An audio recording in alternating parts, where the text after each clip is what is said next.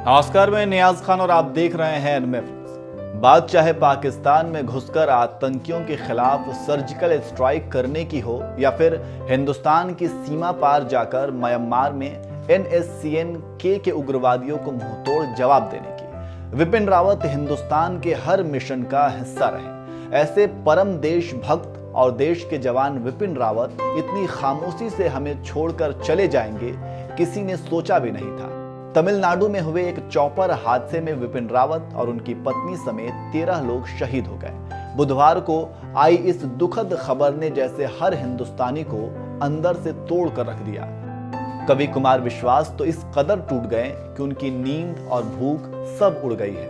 कुमार विश्वास बुधवार की दोपहर से ही तमिलनाडु में हुए भीषण हादसे पर नजर बनाए हुए थे और लगातार इस हादसे को लेकर ट्वीट कर रहे थे। जैसे ही हादसे की खबर आई, उन्होंने तुरंत हादसे में घायल लोगों के लिए ट्वीट कर लिखा, हे ईश्वर कृपा करो, हमारी सारी प्रार्थनाएं आपके द्वार हैं। इसके कुछ ही देर बाद उन्होंने एक और ट्वीट कर देश के लोगों को हिम्मत बंधाने का काम किया। उन्होंने लिखा, ये समय पूरे देश के इकट्ठे और मजबूत रहने का है। संकट अप्रत्याशित और चुनौतीपूर्ण है। एक शक्तिशाली देश के तौर पर हम हर संकट से अपने आत्मबल और एकजुटता की शक्ति के सहारे उभरे हैं। एक दूसरे का हाथ मजबूती से पकड़े रहिए। जय हिंद की सेना। विश्वास ने इस ट्वीट के साथ एक कविता भी लिखी।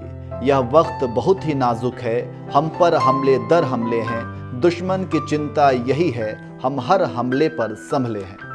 देशवासियों की हिम्मत बंधाने में जुटे कुमार विश्वास को कुछ ही देर बाद खबर मिली कि CDS विपिन रावत हमारे बीच नहीं रहे, जिसके बाद उन्होंने एक और ट्वीट में लिखा, CDS विपिन रावत के रूप में देश ने एक महान योद्धा, अप्रतिम सेनापति, सुधारवादी नायक और एक दूरदर्शी सैनिक को खो दिया। अंतिम प्रणाम मां भारती के बहादुर सपूत जनरल विपिन रावत और उनकी धर्म पत्नी जी को। इस उड़ान के सभी सहयात्रियों को सादर अंतिम प्रणाम।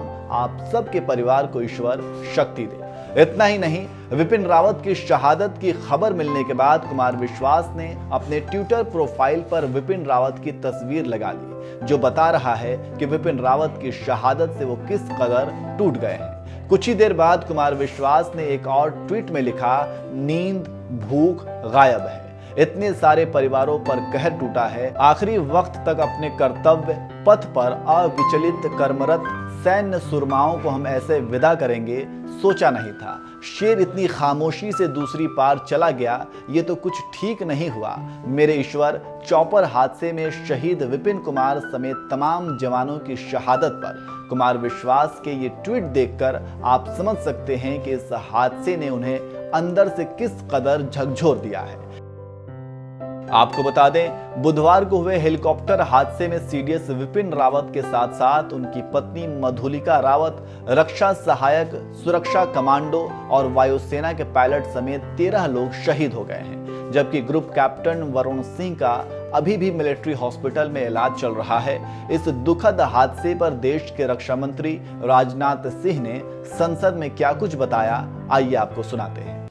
आज मैं बड़े दुख और भारी मन से 8 दिसंबर 2021 की दोपहर में हुई मिलिट्री हेलीकॉप्टर, जिसमें भारत के प्रथम chief of defence staff general Bipin Rawat, उनकी धर्मपत्नी एवं 12 अन्य सवार थे, की दुर्घटना के दुर्भाग्यपूर्ण समाचार से अवगत कराने के लिए आप सबके बीच खड़ा हुआ हूं। General Bipin Rawat defence services staff college Wellington के स्टूडेंट ऑफिसर से इंटरेक्ट करने के लिए अपने एक शेड्यूल्ड विजिट पर थे। एयरफोर्स के MI-17V5 हेलीकॉप्टर ने कल 11:48 पर सुलूर एयरबेस से अपनी उड़ान भरी, जिसे 12:15 पर वेलिंगटन में लैंड करना था। सुलूर एयरबेस के एयर ट्रैफिक कंट्रोल ने लगभग 12:08 पर हेलीकॉप्टर से अपना कांटेक्ट खो दिया।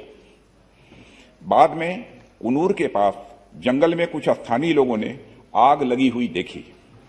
जब वे भागकर उस स्थान पर पहुंचे तो उन्होंने मिलिट्री हेलीकॉप्टर के अवशेष को आग की लपटों से घिरा हुआ देखा। स्थानीय प्रशासन से एक बचाव दल उस जगह पर पहुंच गया। उन्होंने क्रैश साइट से सर्वाइवर्स को रिकवर करने का भी प्रयास किया।